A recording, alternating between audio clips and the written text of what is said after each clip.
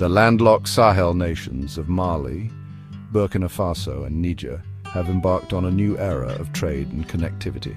In a landmark agreement, they have secured access to the Atlantic Ocean through Moroccan ports. This development marks a significant shift in the region's geopolitical landscape, with potential ramifications for trade, development, and international relations. For these countries, long constrained by their geography, the initiative promises to open up new avenues for economic growth and integration into global markets.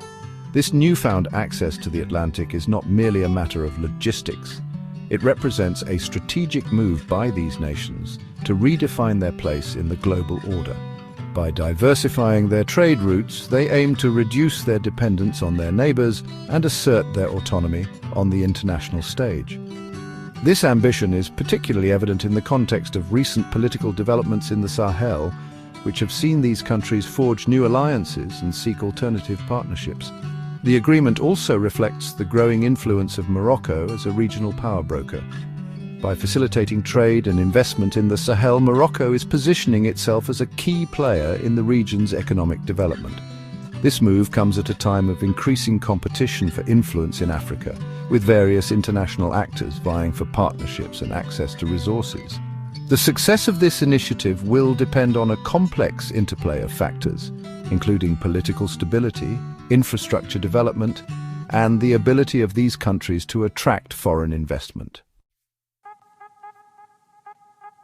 The decision by Mali, Burkina Faso and Niger to partner with Morocco is inextricably linked to the ongoing political transformations in the Sahel region. All three countries have experienced recent military coups, leading to their suspension from the Economic Community of West African States, ECOWAS, and strained relations with traditional Western partners. This political shift has prompted these nations to explore alternative avenues for economic and security cooperation. Faced with economic sanctions from ECOWAS and a perceived lack of support from their former allies, these countries have increasingly turned towards Russia for military assistance and diplomatic support. This realignment has further fueled tensions with Western powers, particularly France, which has a long history of military involvement in the Sahel. The search for alternative trade routes through Morocco can be seen as part of a broader strategy to reduce their reliance on traditional partners and assert their independence. This pursuit of economic independence is driven by a desire to break free from historical patterns of dependence and chart a new course for their development. The landlocked nature of these countries has long posed a significant obstacle to their economic growth, limiting their access to global markets and making them reliant on their coastal neighbors for trade. By securing access to the Atlantic through Morocco, they aim to circumvent these limitations and unlock their economic potential. Morocco's initiative to provide Mali, Burkina Faso and Niger with access to the Atlantic Ocean is a multifaceted endeavor with the potential to reshape trade dynamics in the region.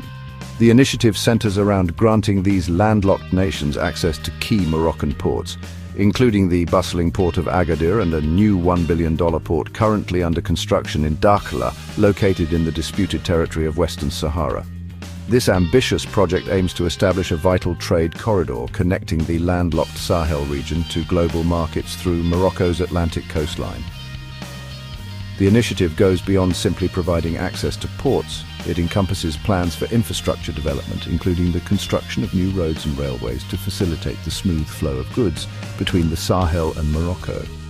Moreover, the initiative includes provisions for capacity building and technical assistance to help these countries develop their own logistics and trade capabilities. Morocco's investment in these projects underscores its commitment to fostering economic integration and development in the Sahel region. The success of this initiative, however, hinges on overcoming a number of challenges. Logistical hurdles, such as the vast distances and harsh desert conditions that goods would have to traverse, will require significant investment in transportation infrastructure. Furthermore, the political stability of the region remains a concern, with ongoing security threats from armed groups operating in the Sahel. Addressing these challenges will be crucial for realizing the full potential of this ambitious trade corridor. The agreement between Morocco and the Sahel trio sends ripples across the geopolitical landscape, influencing regional dynamics and attracting international attention. The move has been met with mixed reactions, with some welcoming it as a boost for regional integration and others viewing it through a more cautious lens. Algeria, Morocco's regional rival, has expressed concerns over the initiative, viewing it as an attempt by Morocco to consolidate its influence in the Sahel and undermine Algerian interests. The initiative also has implications for the ongoing dispute over Western Sahara, a territory claimed by both Morocco and the Polisario Front, a Sahrawi independence movement backed by Algeria. The inclusion of the port in Dakhla, located in Western Sahara in the trade route, has drawn criticism from Algeria and raised questions about the initiative's potential to escalate tensions in the disputed territory. The international community remains divided on the status of Western Sahara, with some countries recognizing Morocco's claim, while others support the right of the Sahrawi people to self-determination. Despite the geopolitical complexities, the initiative holds the potential to bring about significant economic benefits for Mali, Burkina Faso and Niger. Improved access to global markets could boost trade, attract foreign investment and create new opportunities for economic diversification. However, realizing these benefits will require sustained commitment from all parties involved, as well as a conducive regional and international environment. The success of this initiative will ultimately depend on the ability of these countries to overcome political and logistical challenges and forge a new path towards economic integration and prosperity.